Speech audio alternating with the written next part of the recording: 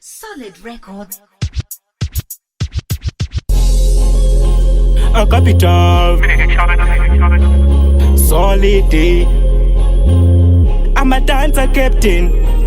Ndakubururuka man ne title. Vava kufunduka man ndine rifle. But andisi number one kachi idol. Chingonzwa kakuflowa man pachi capital. Aiwa ndini title. Yamunoswera muchingwanetsana. Capital danza chi idol. Zvandirinda zvavanoswera pulana. Anditsikise everyday but andikundwe. Ndinendeka ndinofolowa paridhimu kunde. Zimutanzo liriki library ufunge. Ndapupura vazhinji zvivana.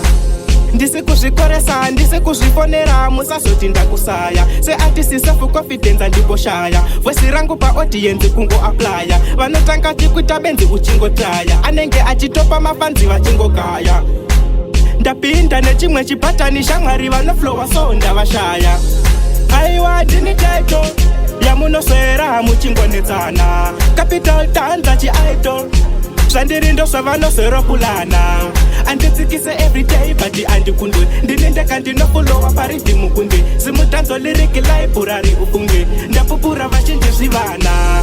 Tonakidza pesa tizive ma on off isilogani yavasina tarenda. Vari kumanikidza ndovati pradai vachosarenda. Vakada kukwidza vachitanga ndobva zvazopedha. Tarenda ndofisa kuti ugare uri pakarenda. Tiite zvema alliance kozi chikapita chiri chega 1000. Capital dance.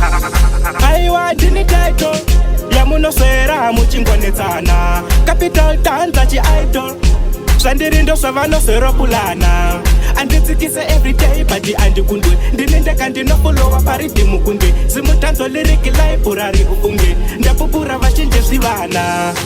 Ndisi kuzvikoresa, ndisi kuzvifonera, musazoti ndakusaya. Seartist self confidence andimboshaya. Voice rangu pa audience kungo applya. Vanotanga chikuita benzi uchingotaya. Anenge achitopa mafanzi vachingokaya.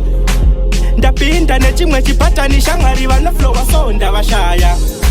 Aiwa ndini title yamunoswera muchingwanetsana. Capital danza chi idol. Zvandirindo zvavanoswera pulana.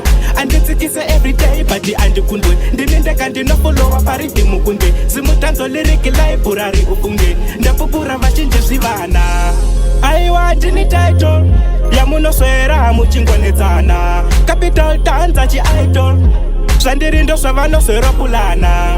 Anditsikise everyday but andikundwe. Ndinendeka ndinofolowa paridhimu kunde. Zimutanzo liriki library ufunge. Ndapupura vazhinji zvivana.